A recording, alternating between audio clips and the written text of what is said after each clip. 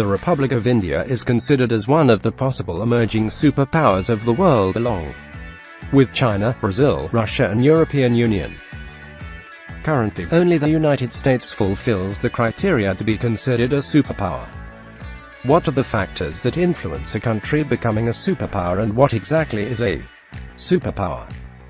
An extremely powerful nation, especially one capable of influencing international events and the acts and policies of less powerful nations. Superpower status is achieved by combined means of technological, cultural, military and economic strength, as well as diplomatic and soft power influence. Let us know how well India is doing in these sectors and understand how far we are from becoming a superpower. Demographic and geographic factors. These are the most important factors which influence the development of any country. Coming to Indian geography. India is 7th largest country in the world, with a total area of 3,287,263 square kilometers. India is a subcontinent geographically isolated in all directions, with Bay of Bengal on south, east, Arabian Sea and Indian Ocean on southwest, and Sulayman Mountains, Safed Mountains, Hindu Kush, Karakoram, Arakan Range in world's longest Himalayas covering 2,000 kilometers. This effectively makes Indian subcontinent like a castle surrounded by wall of mountains and water, stretching thousands of kilometers. India has the world's 2nd largest population with 1.3 billion people and counting. Many consider this as one of the disadvantages of the country, which is right for some extent. Most of them choose to ignore the fact that due to its high birth rate, India has a young population compared to most aging nations.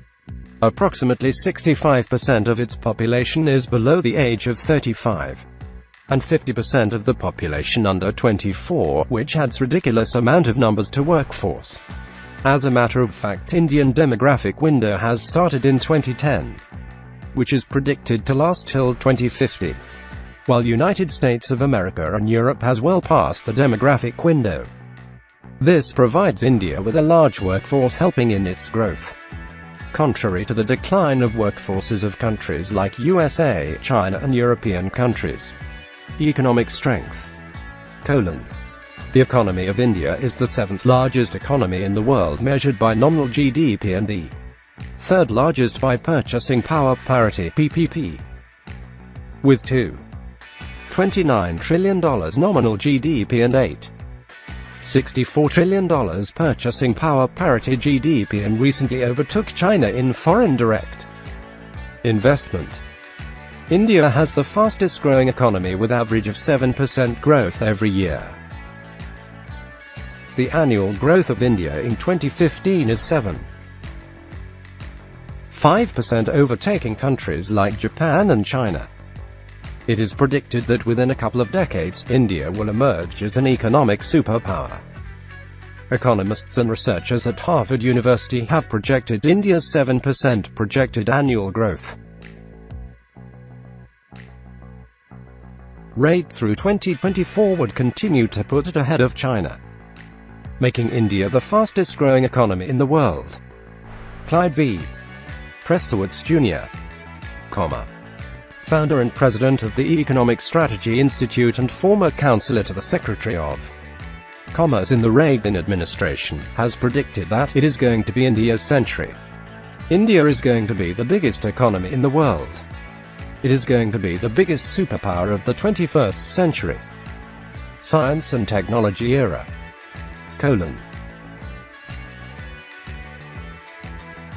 India is becoming one of the world's leading producers of computer software, and with mushrooming R&D centers, it is experiencing a steady revolution in science and technology. The southern part of India is responsible for the lion's share of technology and advancements the country has made.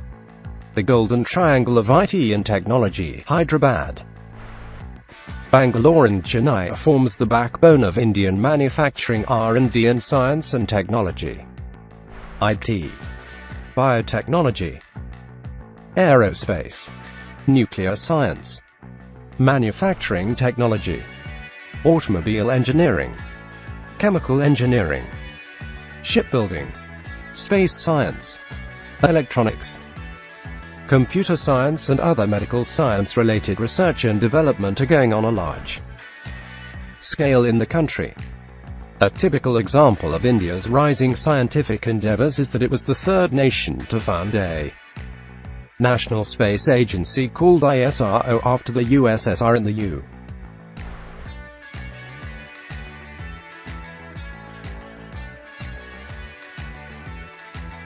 U.S. It was the third Asian nation to send satellites into space after China and Japan in 1970.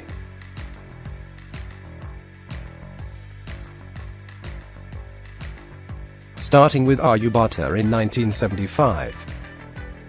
In January 2007, India became the fourth nation to complete atmospheric re-entry in October 2008. India launched its first unmanned lunar probe, Chandrayaan-1. On the 24th of September 2014, India became the fourth nation to have a satellite orbiting Mars. India is the first Asian nation to achieve this and the first to do so in its first try. And we are just getting started. Military and Defense: The Indian Armed Forces of the Military Forces of the Republic of India. It consists of three professional uniformed services: the Indian Army, Indian Navy, and Indian Air Force. India has third largest armed forces with strength of over 1.3 million active personnel and 1.2 reserve personnel. The Army of India, as the Indian Army was called under British rule before 1947, played a crucial role in checking the advance of Imperial Japan into South Asia during World War II. It also played a leading role in the liberation of Bangladesh in 1971. The Indian Air Force is the fourth largest air force in the world. India recently inducted its second indigenously manufactured combat aircraft. India is also developing the fifth-generation stealth aircraft. The Indian Navy is the world's fifth largest navy. It is considered to have blue water capabilities with sophisticated missile-capable warships, aircraft carrier, minesweepers, advanced submarines and the latest aircraft in its inventory, along with a significant use of state-of-the-art technology that is indigenously manufactured. It operates two aircraft carriers and also plans to induct the INS Vikrant by 2018, followed by a larger INS Vishal. India started the IGMDP to be a self-reliant nation in missile development. The IGMDP program includes 5 missiles like the Prithvi and Agni of ballistic missiles, surface-to-air missiles Trisul and Akash, and also the anti-tank NAG missile. India has possessed nuclear weapons since 1974, when it did the Pokhara I nuclear tests and the means to deliver them over long distances. However, India is not a signatory to the Nuclear Non-Proliferation Treaty on grounds of security concerns, and that India condemns the NPT as discriminatory. India is currently one of the world's largest arms importers, spending an estimated $16.97 billion in 2004. India has made military technology deals with the Russian Federation, the U.S., Israel and the EU. Political: Historically, India was one of the founding members of non-aligned movement, and had good relationships with Soviet Union and other parts of Western world. It played regional roles in South Asian affairs, e.g. its use of the Indian peacekeeping force in the Bangladesh Liberation War and in Sri Lanka. It took a leading initiative to improve relations between African and Asian countries. India is an active member of the Commonwealth and the WTO. The evolving economic integration politics in the West and in Asia is influencing the Indian mood to slowly swing in favor of integration with global economy. Currently, India's political moves are being influenced by economic imperatives. New Delhi is also being observed to slowly, cautiously, and often hesitantly step into the uncharted role of becoming one of the two major seats of political power in Asia, the other being at Beijing. Some enlightened thinkers from the subcontinent have also envisioned, over the long run, of a South Asian version of free trade zone and even a union, where the South Asian nations relinquish all past animosities and move to make economic growth a pan-subcontinental phenomenon. India comprises of a strong leader in the form of Narendra Modi, Prime Minister of India. But India is a multi-ethnic country with democratic republicanism. The applicability of the theoretical virtues of republicanism on a country like India is sometimes questioned. The Indian government has to consider many interest groups before decision-making. However, it should be noted that India is relatively a much younger republic when compared to other major democracies. Moreover, it is predicted that in the long run, India being a democracy will provide it an edge over non-democratic competitors like China. Conclusion: India already a leading power in many sectors. It doesn't take much time for India to overtake economy, military and technological fields of other countries.